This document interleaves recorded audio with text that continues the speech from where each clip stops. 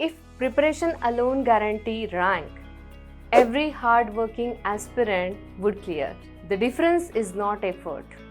It is neural stability under uncertainty. In this series, we break down the psychological infrastructure behind it using neuroscience-backed principles and practical frameworks. No shortcut, no emotional drama, just structured performance engineering. Let's deconstruct it. Let me describe a common pattern. New strategy, new timetable, new optional approach. Energy high, confidence high, and 3 weeks later, doubt starts. You watch another topper video, you shift again. You call it optimizing, but what if it is a neurochemical instability? Today we decode why strategy switching feels intelligent, but maybe neurological impulsive. So here is a brain diagram for you, which is have the dopamine pathway. Dopamine increases not just with reward but with novelty. Research in neuroscience shows that new information and new plan activate reward circuits. A new strategy feels exciting because it promises possibility. An old strategy feels boring because it requires repetition. The brain prefers novelty over repetition, but mastery requires repetition.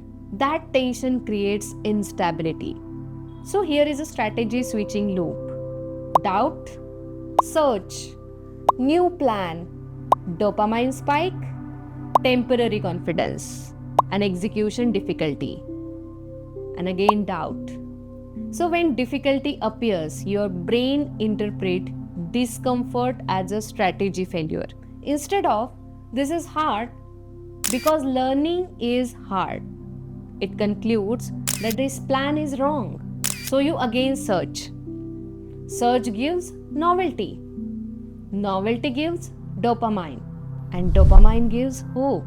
Hope feels like progress, but no consolidation happens. And again cycle repeats.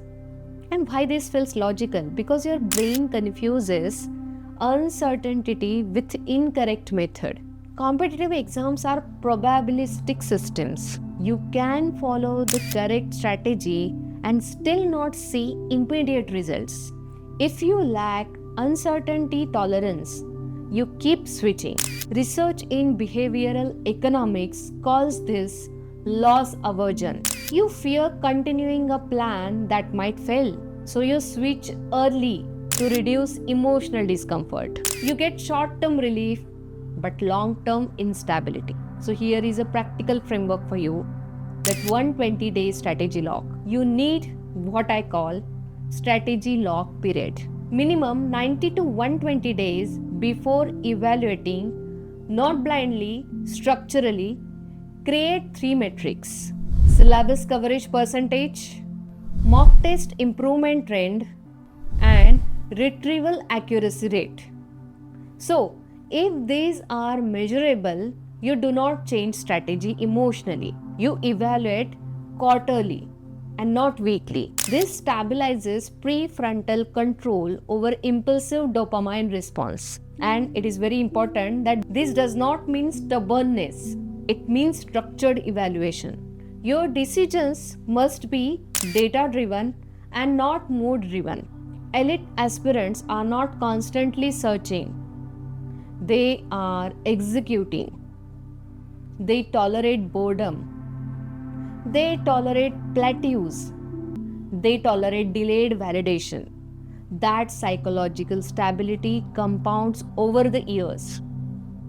Constant novelty resets neural consolidations. So if your strategy changes more than your effort, you are not optimizing. You are escaping discomfort. So in the next video, we address something deeper. Procrastination is not laziness. It is a threat response built into your nervous system. Till then, keep studying. See you in the next video. Thank you.